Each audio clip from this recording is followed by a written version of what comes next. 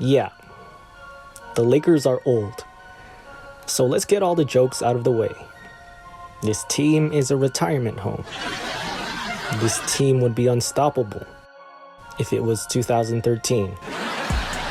Lebron is putting together the expendables, which actually isn't even much of an insult because I'm pretty sure in that movie all those old guys still kick ass. But anyway, it's not gonna be as bad as some of y'all are making it out to be. Although I have to admit, there are some legitimate criticisms and concerns. The main one being their defense. They completely lost their defensive identity that they've had the last couple of seasons, or at least it looks that way on paper. The Lakers gave up probably their two best perimeter defenders in the Russell Westbrook trade, KCP and Kyle Kuzma. And they replaced them with guys like Trevor, Ariza, and Wayne Ellington. Ellington, yeah, he was never known as a good defender, and Ariza was a good defender once upon a time. He was the prototypical 3-and-D player. But now, he's ancient. He can't be expected to play consistent defense for 82 games. There's no doubt about it. The downgrade in defense is going to cost them some games in the regular season, and they'll probably end up with a lower seed than they want. As guys age, it's more likely that they miss games either due to injury, or maybe they just need a rest and will have to take a load management day. And with the majority of the team being over 30, and a good amount of them being over 35, you can expect them to miss a good chunk of games. And with a lot of guys missing games, it's hard to build chemistry and continuity on the court. So those are all legitimate concerns. But if they can stay healthy, this can be one of the most dynamic teams ever seen. It's obvious they have the talent. The Big Three is one of the most talented, most athletic Big Three that has ever been put together. And obviously, there are some questions about the fit. But these dudes are three of the baddest dudes to ever play basketball. Now, let's discuss the rest of the roster. Half the roster is made up of future Hall of Famers.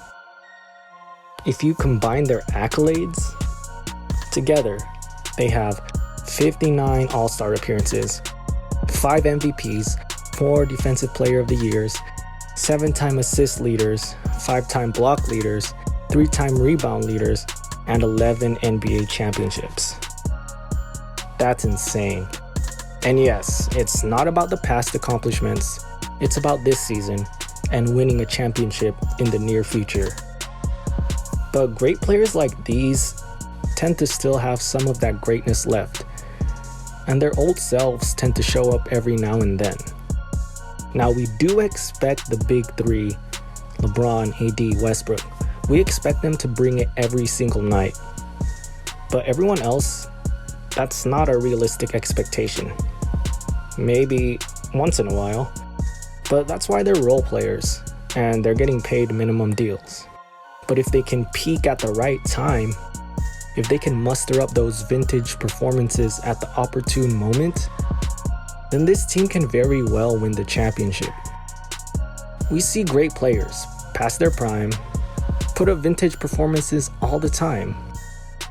Rondo did it back when the Lakers won the championship in 2020. And when it comes to defense, yeah, we can't expect a lot of these players to be lockdown defenders every night. But for certain games, maybe in a series, certain possessions, that's not too much to ask. It's highly unlikely that they're a top defensive team again this year. If they somehow are, Vogel deserves to be coach of the year. But they don't have to be a top defensive team. They just have to play good enough defense. If they can all summon their best games in the playoffs, this will be a very hard team to beat. I think the thing that people keep forgetting is that teams that win championships tend to be older, veteran-heavy teams.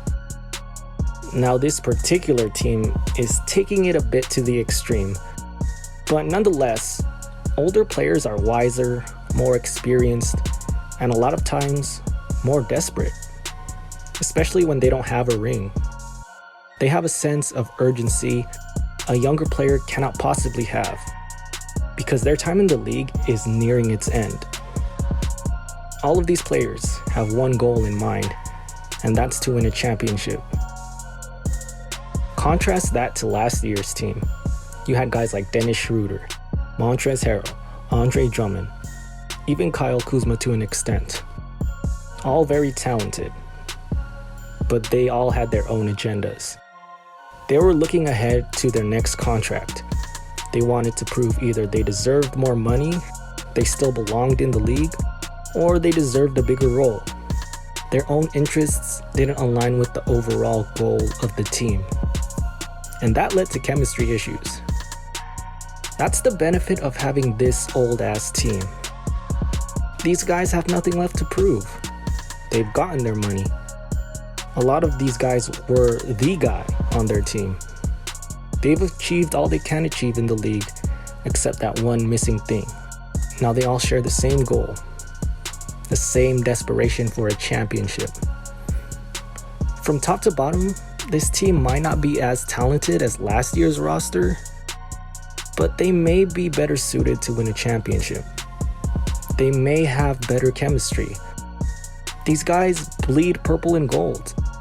And this is something the rest of the league is probably gonna scoff at because they just don't understand. But these guys understand what it means to be Lakers. They know the significance of wearing the purple and gold armor. Most of these guys have been Lakers in the past. And I think that was a little intentional on Rob's part. They understand that Laker Nation doesn't F around. We only care about 3 things: rings, banners, and trophies. Especially now that we're so close to surpassing the Celtics. It's all business now. Last season, I was very confident that the Lakers could beat any team because they had their #1 rated defense, they had their depth, and of course, they had the star power of LeBron and AD. This season, I'm not as confident, and their age is an obvious reason for concern. They definitely have their weaknesses. But if everything breaks right, a championship this season is definitely attainable.